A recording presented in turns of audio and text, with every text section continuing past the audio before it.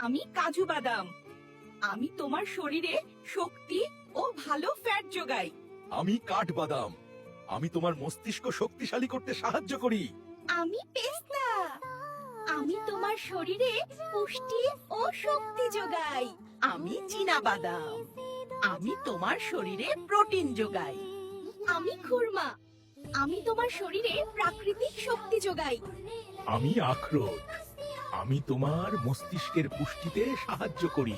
এই সকল পুষ্টিকর উপাদান সহ আরো অনেক উপাদান নিয়ে আমি জাফরান বাদাম।